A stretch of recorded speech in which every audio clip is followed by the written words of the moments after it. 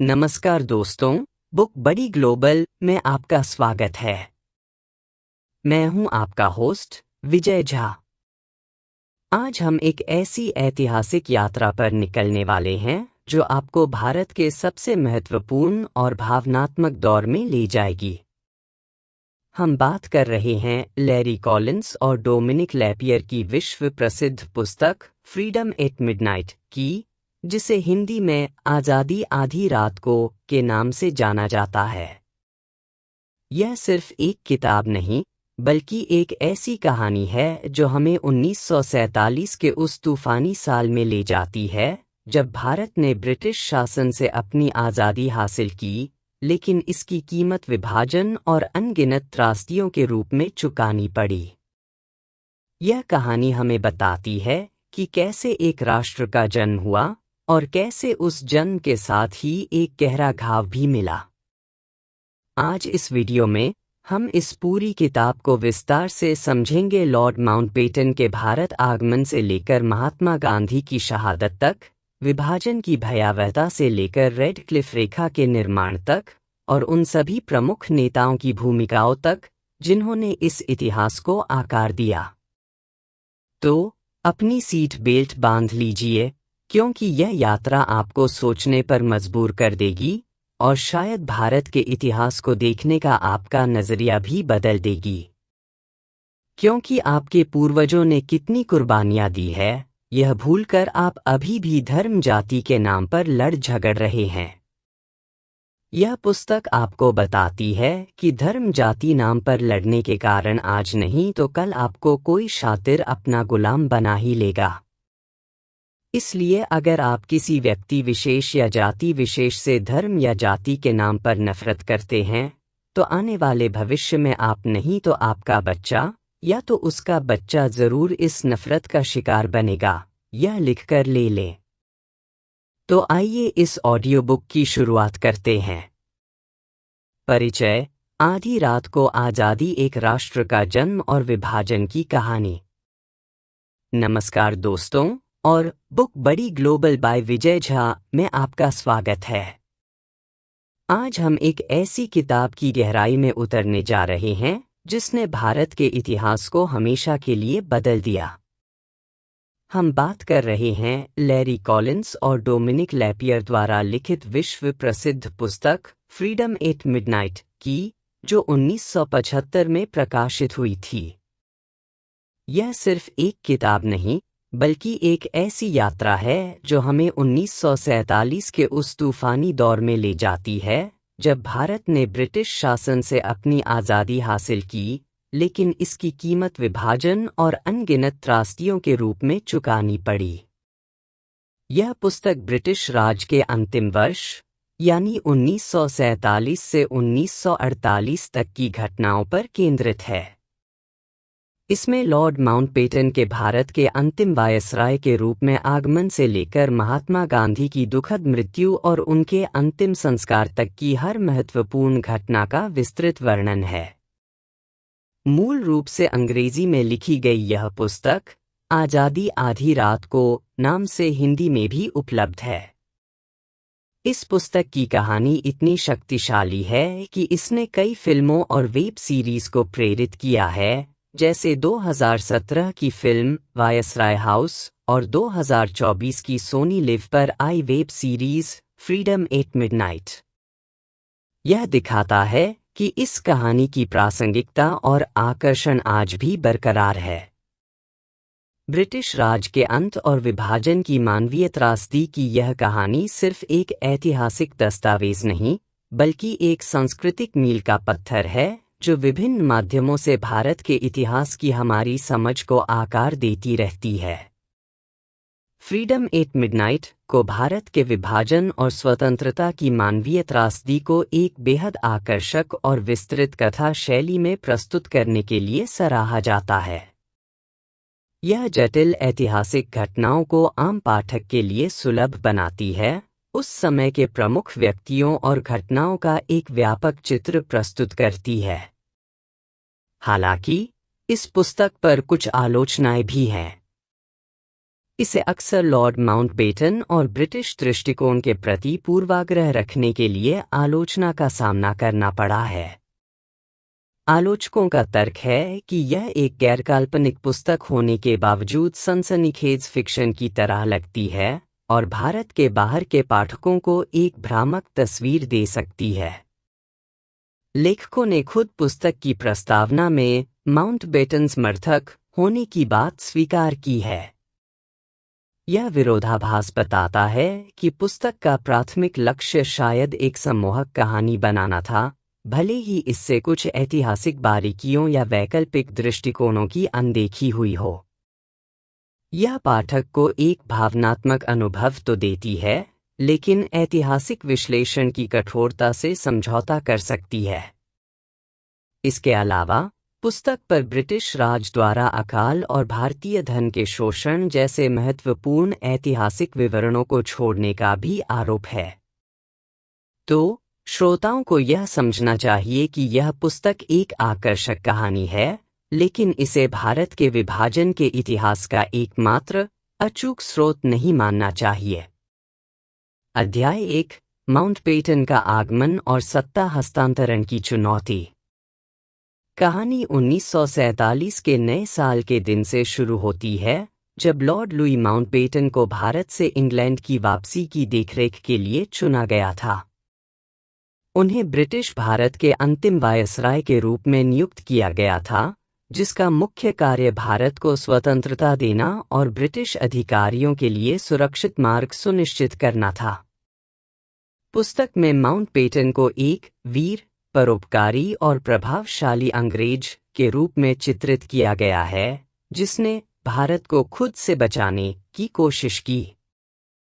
लेखकों को उनके निजी कागजात तक अभूतपूर्व पहुंच मिली थी और उन्होंने माउंटबेटन के साथ 30 घंटे के साक्षात्कार किए, जिससे उनका चित्रण बहुत प्रभावित हुआ।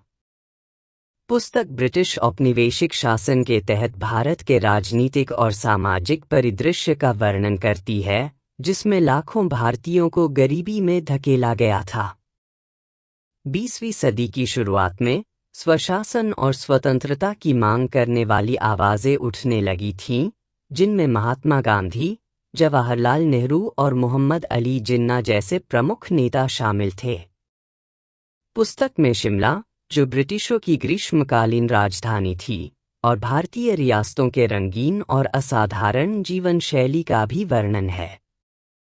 पुस्तक में माउंटबेटन को नायक के रूप में दिखाया गया है और उन्हें गलतियों से मुक्त बताया गया है, जबकि वे स्वयं बाद में अपनी गड़बड़ी स्वीकार करते हैं। यह विरोधाभास दर्शाता है कि पुस्तक का नैरेटिव माउंटबेटन के स्वयं के बाद के आकलन से भी भिन्न है, जो लेखकों के गहरे पूर्वाग्रह को उजागर करता है और यह सवाल उठाता है कि क्या यह एक इतिहास है या एक विशेष दृष्टिकोण का बचाव। यह श्रोताओं को पुस्तक के माउंटबेटन समर्थक पूर्वाग्रह के प्रति सचेत करता है।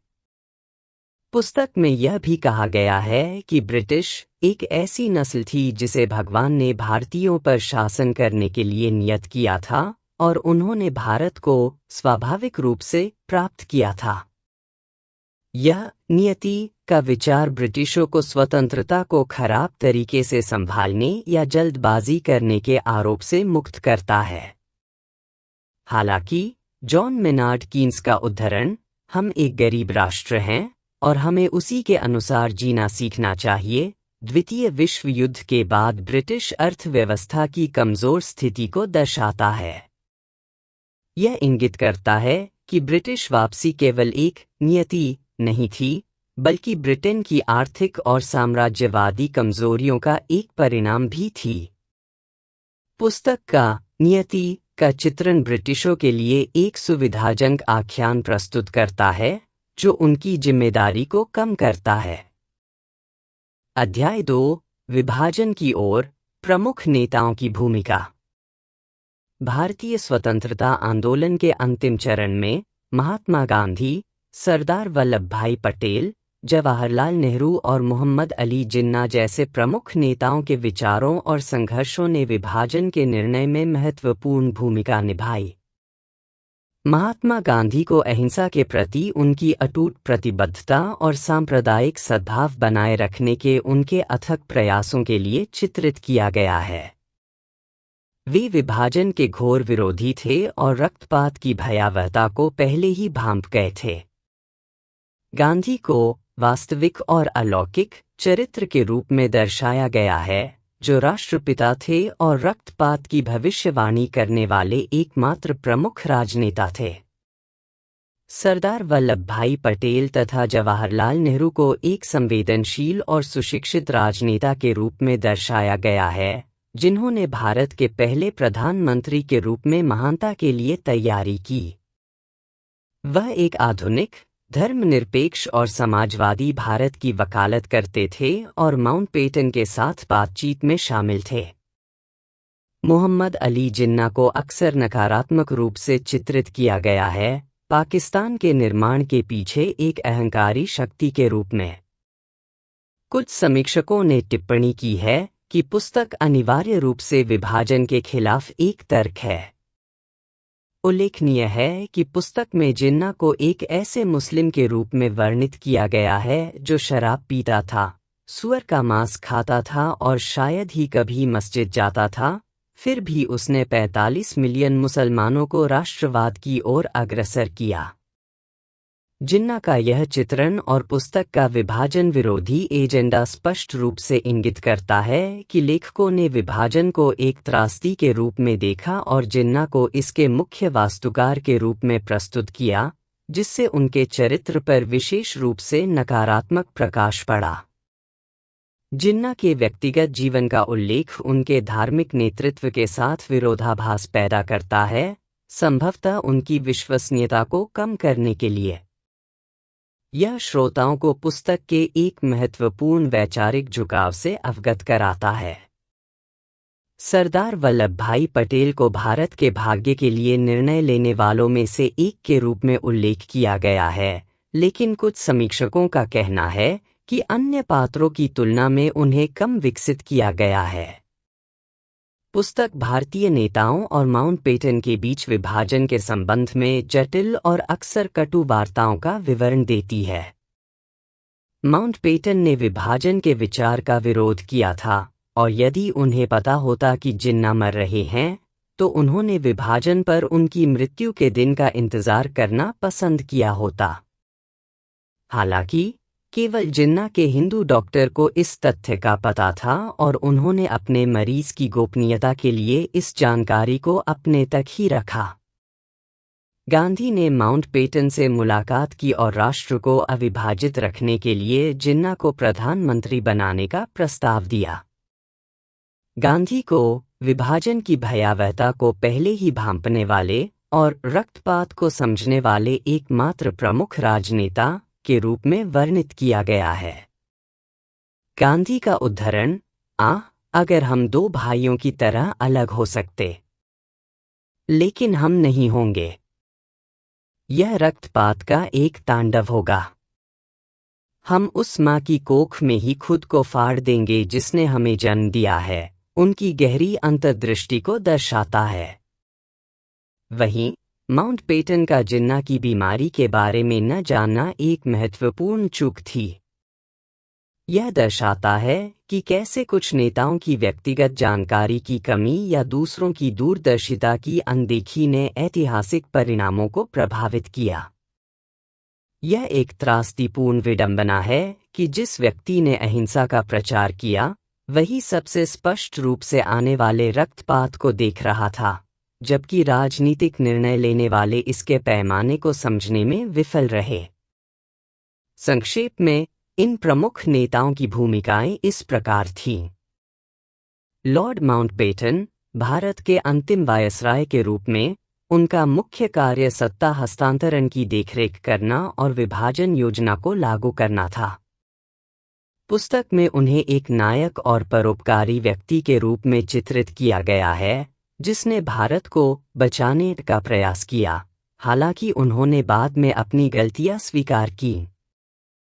महात्मा गांधी, स्वतंत्रता आंदोलन के नेता के रूप में, उन्होंने अहिंसा और सविनय अवज्ञा के माध्यम से स्वतंत्रता संग्राम का नेतृत्व किया। वे विभाजन के घोर विरोधी थे और सांप्रदायिक सद्भाव के लिए अथक प्रयास करते रहे। पुस्तक में उन्हें वास्तविक और अलौकिक, राष्ट्रपिता और रक्तपात की भविष्यवाणी करने वाले के रूप में दर्शाया गया है। जवाहरलाल नेहरू, भारतीय राष्ट्रीय कांग्रेस के नेता और भारत के पहले प्रधानमंत्री के रूप में, उन्होंने एक आधुनिक, धर्मनिरपेक्ष और समाजवादी भारत की वकालत की। वे माउंटबेटन के साथ बातचीत में शामिल थे। पुस्तक में उन्हें एक संवेदनशील राजनेता के रूप में दिखाया गया है जो महानता के लिए तैयार थे। मोहम्मद अली जिन्ना, मुस्लिम लीग के नेता और पाकिस्तान के संस्थापक के रूप में, उन्होंने मुसलमानों के लिए एक अलग राष्ट्र की मांग की और विभाजन के लिए दृढ़ता से खड़े रहे। पुस्तक में उन्हें नकारात्मक रूप से चित्रित किया गया है, एक अहंकारी और विभाजन के पीछे की शक्ति के रूप में। सरदार वल्लभ भाई पटेल, भारतीय राष्ट्रीय कांग्रेस के नेता के रूप में, उन्होंने रियासतों के एकीकरण में महत्वपूर्ण भूमिका निभाई और विभाजन के निर्णयों में शामिल थे। पुस्तक में उन्हें एक निर्णय लेने वाले के रूप में वर्णित किया गया है, हालांकि उनका चरित्र अन्य की तुलना में कम विकसित है। यह जटिल संबंधों और परस्पर विरोधी विचारधाराओं को स्पष्ट करता है जो विभाजन के निर्णय में महत्वपूर्ण थी। अध्याय 3, रेडक्लिफ रेखा, एक जल्दबाजी में खींची गई सीमा। विभाजन की भौतिक सीमा, जिसे रेडक्लिफ रेखा के नाम से जाना जाता है, का निर्माण एक विवादास्पद प्रक्रिया थी जिसने लाखों लोगों के लिए तत्काल और दीर्घकालिक त्रासदी का कारण बनी। पुस्तक में बताया गया है कि भारत और पाकिस्तान को अलग करने वाली महत्वपूर्ण सीमा रेखाएं सिरिल रेडक्लिफ द्वारा खींची गई थीं, जो सीमा आयोग के अध्यक्ष के रूप में नियुक्त होने से पहले भारत नहीं आए थे। उनकी निष्पक्षता को एक संपत्ति के रूप में देखा गया था, क्योंकि उन्हें किसी भी पक्ष के प्रति पक्षपाती नहीं माना जाता था। रेडक्लिफ ने अपने सभी कागजात भारत छोड़ने से पहले ही नष्ट कर दिए थे, जिससे उनके निर्णयों के पीछे की सोच रहस्य में डूबी हुई है। उन्होंने स्वतंत्रता दिवस पर ही भारत छोड़ दिया था, इससे पहले कि सीमा पुरस्कार वितरित किए जाते। रेडक्लिफ को निष्पक्ष माना गया क्योंकि उन्होंने पहले कभी भारत का दौरा नहीं किया था। हालांकि उनकी भारत से अनभिज्ञता और उनके कागजात को नष्ट करने का तथ्य यह सवाल उठाता है कि क्या उनकी निष्पक्षता वास्तव में एक संपत्ति थी या एक गंभीर कमी जिसने जल्दबाजी में और अपर्याप्त रूप से सूचित निर्णय लिए। विभाजन की घोषणा स्वतंत्रता के बाद होने का तथ्य भी इस जल्दबाजी और उसके परिणामों को रेखांकित करता है। यह दर्शाता है कि एक जटिल ऐतिहासिक समस्या के लिए एक बाहरी, निष्पक्ष दृष्टिकोण हमेशा सबसे अच्छा समाधान नहीं होता है, खासकर जब समय की कमी हो और स्थानीय वास्तविकताओं की गहरी समझ का अभाव हो। यह विभाजन के तत्काल अराजक परिणामों के लिए एक महत्वपूर्ण कारण प्रभाव संबंध स्थापित करता है। रेडक्लिफ रेखा पंजाब और बंगाल प्रांतों के लिए सीमा आयोगों द्वारा सीमांकित की गई थी। उन्हें 88 मिलियन लोगों के साथ 1,75,000 वर्ग मील क्षेत्र को समान रूप से विभाजित करने की अंतिम जिम्मेदारी दी गई थी। पंजाब और बंगाल की जनसंख्या वितरण ऐसी थी कि हिंदुओं, मुसलमानों और सिखों को सफाई से विभाजित करने वाली कोई रेखा नहीं थी। किसी भी धार्मिक समुदाय के आधार पर विभाजन से सड़क और रेल संचार, सिंचाई योजनाओं और व्यक्तिगत भूजोतों को काटना सुनिश्चित था।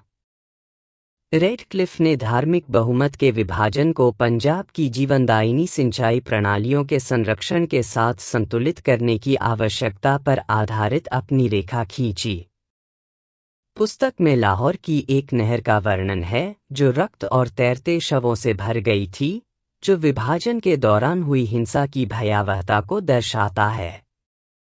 सीमांकन रेखा 17 अगस्त 1947 को पाकिस्तान और भारत की स्वतंत्रता के 2 दिन बाद प्रकाशित हुई थी। रेड क्लिफ रेखा आज भी भारत पाकिस्तान सीमा का हिस्सा है और कश्मीर समस्या जैसे अनसुलझे संघर्षों का मूल है। यह रेखा केवल एक भौतिक विभाजन नहीं थी, बल्कि एक मनोवैज्ञानिक और राजनीतिक विभाजन भी थी जो दशकों तक चला। यह दर्शाता है कि कैसे एक जल्दबाजी में लिया गया निर्णय, जो एक वर्ष के भीतर सत्ता हस्तांतरण के लिए था, ने दो राष्ट्रों के बीच संबंधों पर स्थायी रूप से नकारात्मक प्रभाव डाला है और क्षेत्रीय संघर्षों को जन्म दिया है। रेड क्लिफ रेखा के कुछ प्रमुख बिंदु और उनके प्रभाव इस प्रकार हैं। नामकरण: यह रेखा सर सिरिल रेडक्लिफ के नाम पर थी, जो सीमा आयोग के अध्यक्ष थे। उनकी निष्पक्षता एक महत्वपूर्ण पहलू थी, लेकिन भारत से उनकी अनभिज्ञता ने निर्णयों की गुणवत्ता पर सवाल उठाए।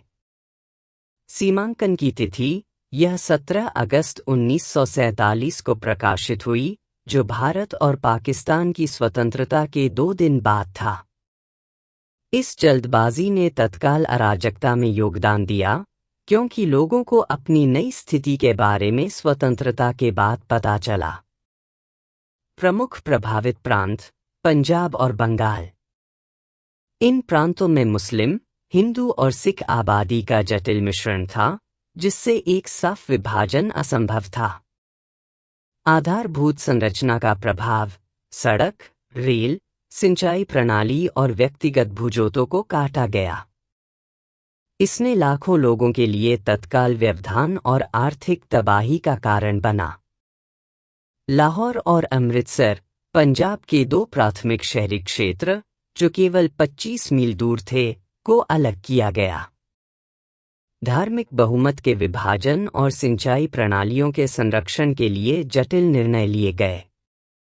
दीर्घकालिक प्रभाव: यह आज भी भारत-पाकिस्तान सीमा का हिस्सा है और कश्मीर समस्या का मूल कारण है। यह विभाजन के स्थायी और दर्दनाक परिणामों का प्रतीक है, जिसने दशकों तक क्षेत्रीय अस्थिरता पैदा की। रेड क्लिफ के कागजात भारत छोड़ने से पहले नष्ट कर दिए गए। उनके निर्णयों के पीछे की पूरी तर्क प्रक्रिया रहस्य में डूबी हुई है, जिससे विवाद और आरोप प्रत्यारोप को बढ़ावा मिला है। यह रेड क्लिफ रेखा के निर्माण की जटिल और विवादास्पद प्रक्रिया को संक्षेप में प्रस्तुत करता है और उन महत्वपूर्ण विवरणों को उजागर करता है जो विभाजन के तत्काल और दीर्घकालिक परिणामों के लिए जिम्मेदार थे।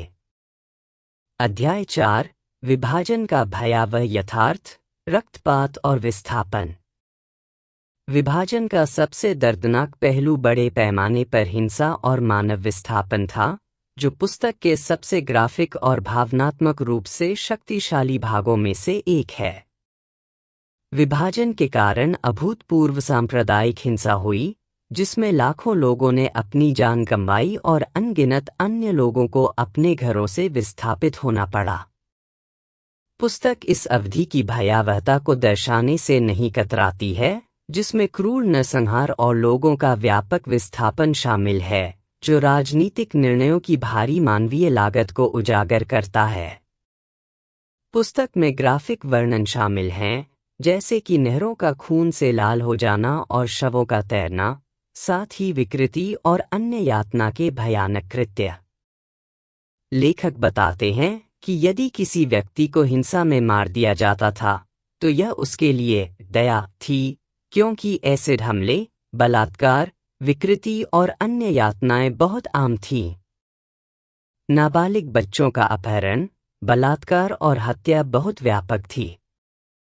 यह इंगित करता है कि विभाजन की योजना बनाने वाले नेताओं ने संभवतः इस पैमाने की हिंसा और विस्थापन की कल्पना नहीं की थी, या यदि की भी थी, तो इसे रोकने के लिए पर्याप्त तैयारी नहीं की थी।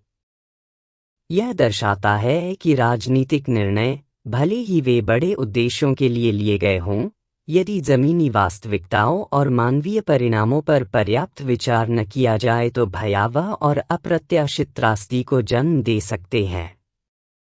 यह आज़ादी की कीमत पर एक गंभीर टिप्पणी है।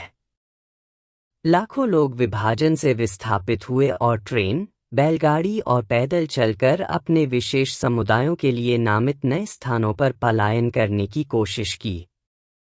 कई प्रवासी दोनों प्रमुख धर्मों के डाकुओं और धार्मिक चरमपंथियों के शिकार हो गए।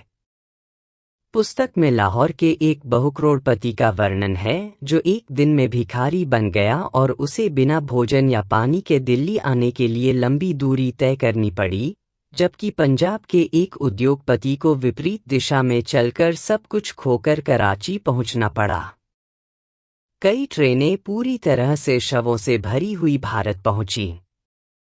पुस्तक में मुस्लिम लीग द्वारा किए गए मनोवैज्ञानिक युद्ध का भी वर्णन है, जहां हजारों बलात्कार और नरसंहार दर्शाने वाले पोस्टकार्ड हिंदुओं और सिखों को दहशत पैदा करने के लिए भेजे गए थे।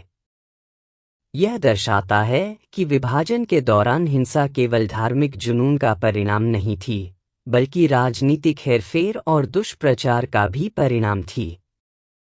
यह एक महत्वपूर्ण कारण प्रभाव संबंध है जो दिखाता है कि कैसे नेताओं द्वारा फैलाई गई नफरत ने आम लोगों को एक दूसरे के खिलाफ कर दिया।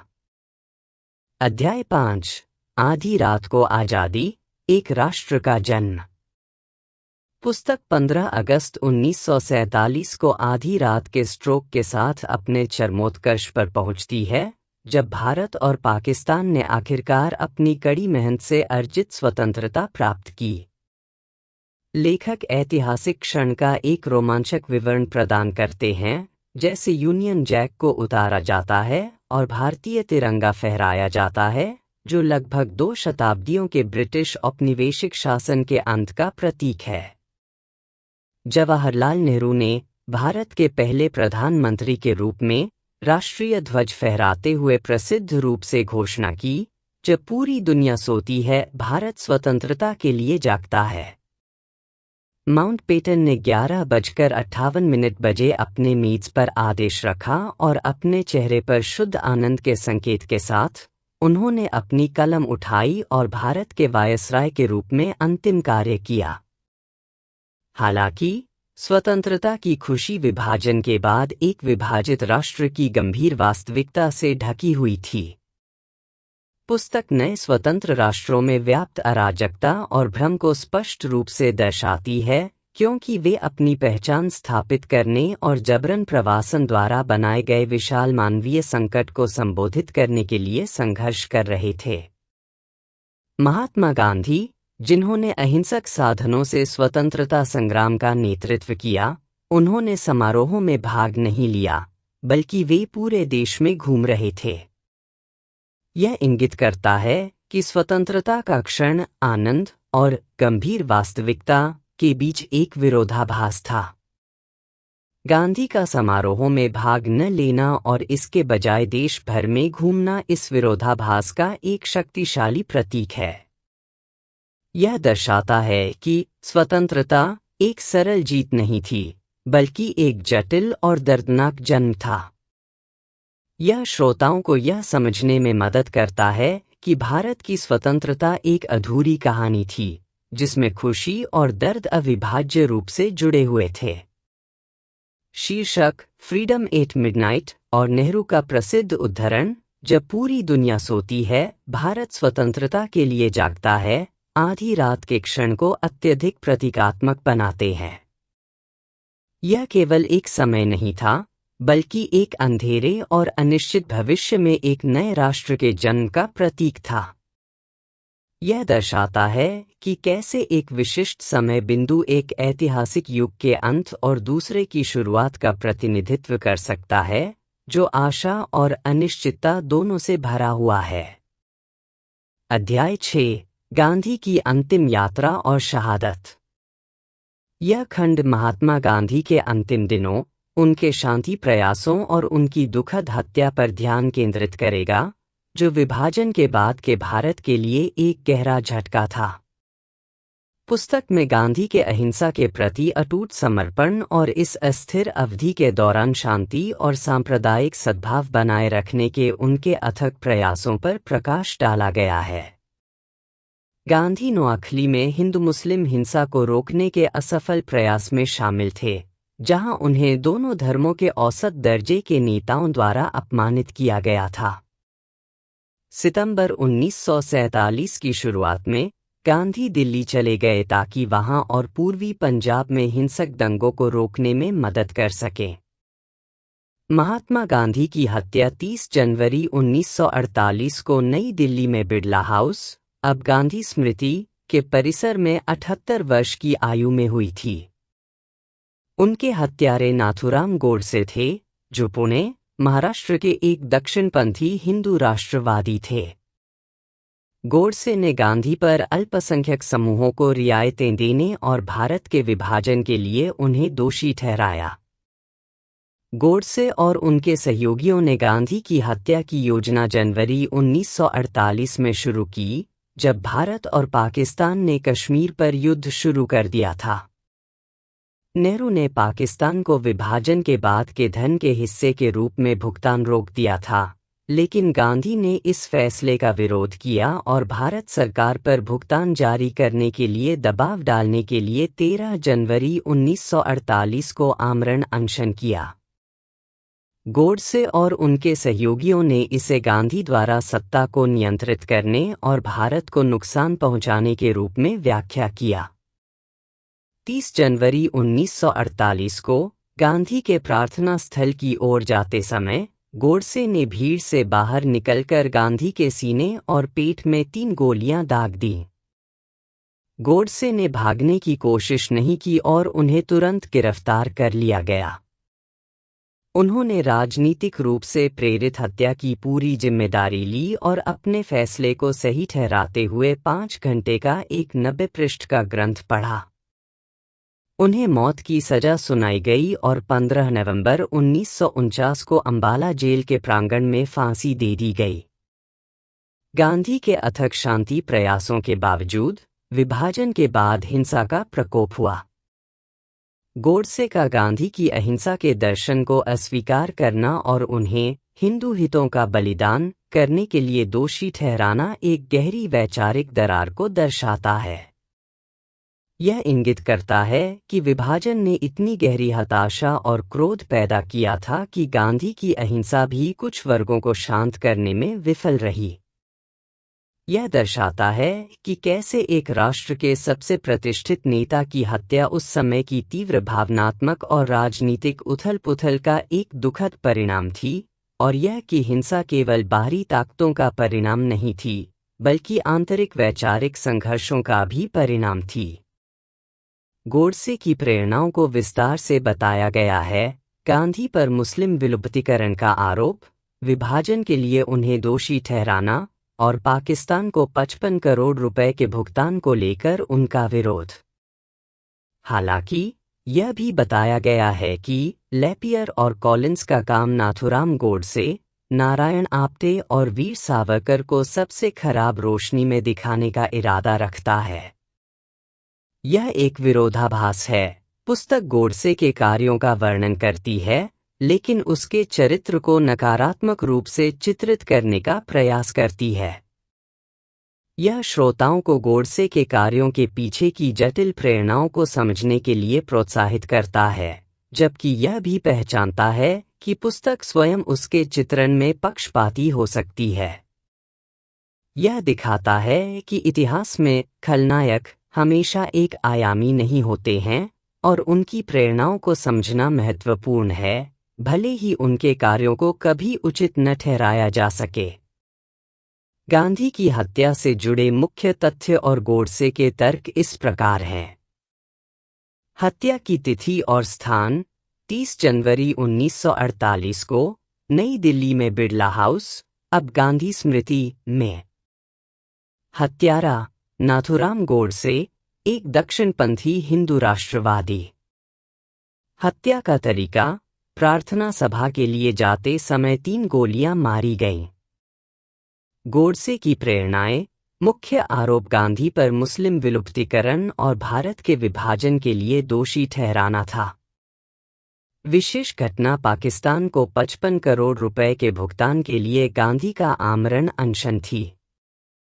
वैचारिक विरोध अहिंसा के दर्शन को अस्वीकार करना और हिंदू हितों की रक्षा का तर्क देना था। गोडसे का बचाव।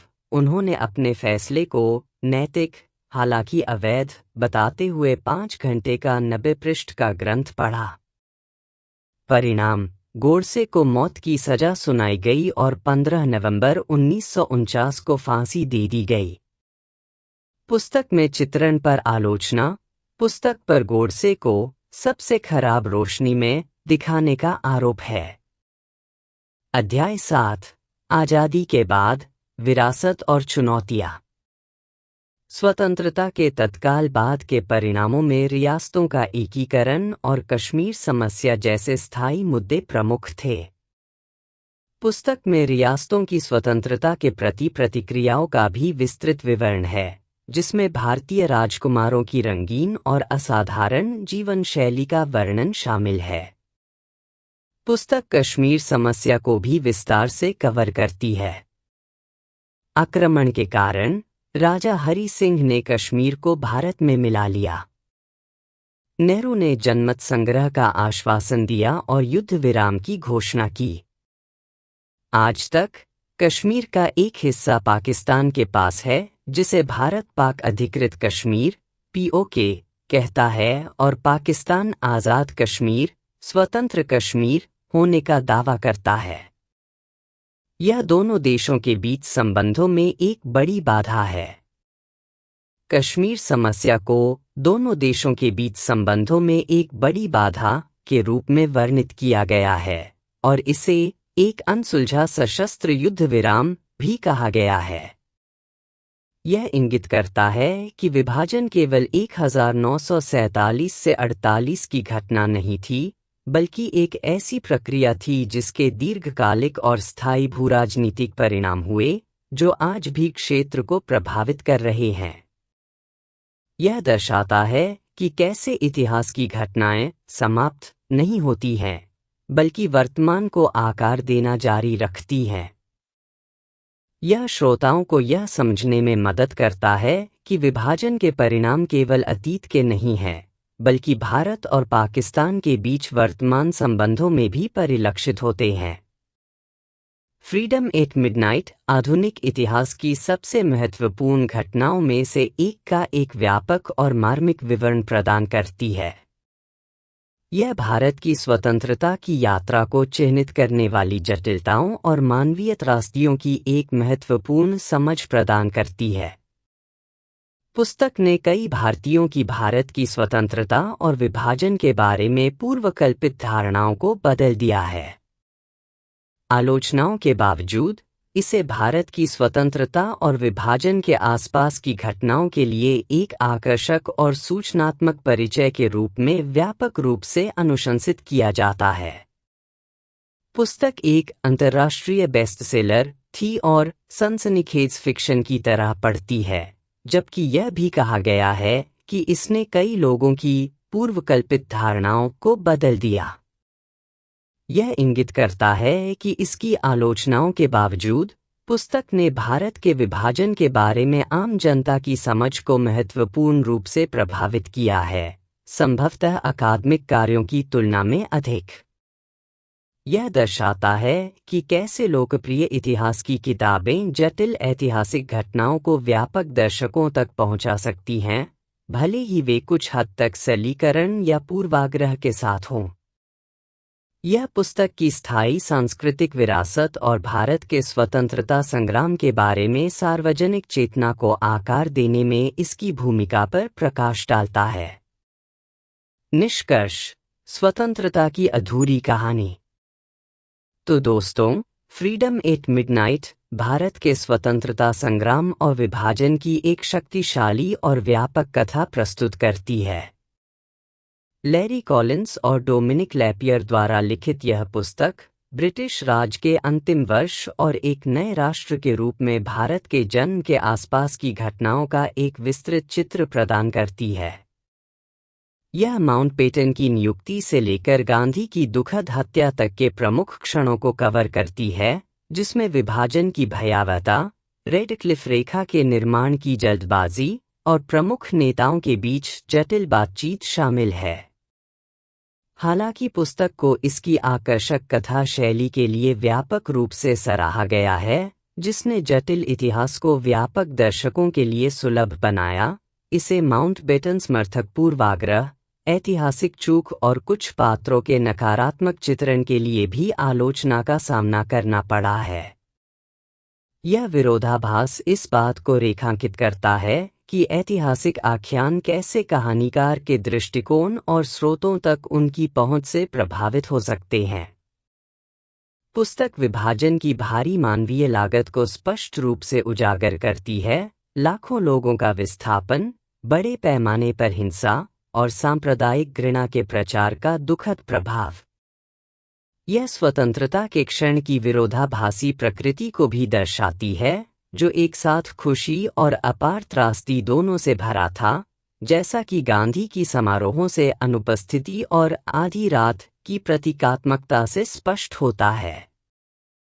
अंततः फ्रीडम एट मिडनाइट भारत के इतिहास में एक महत्वपूर्ण अवधि की हमारी समझ को आकार देना जारी रखती है।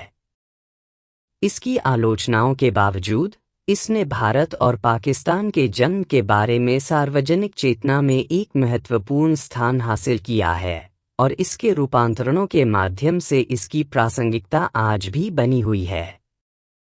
यह पुस्तक हमें याद दिलाती है कि स्वतंत्रता की यात्रा अक्सर जटिल, दर्दनाक और दूरगामी परिणामों वाली होती है, जिसके अधूरे व्यवसाय आज भी भूराजनीतिक परिदृश्य को प्रभावित करते हैं। यह इस महत्वपूर्ण ऐतिहासिक अवधि के बारे में आगे सोचने और विभिन्न दृष्टिकोणों का पता लगाने के लिए प्रोत्साहित करती है।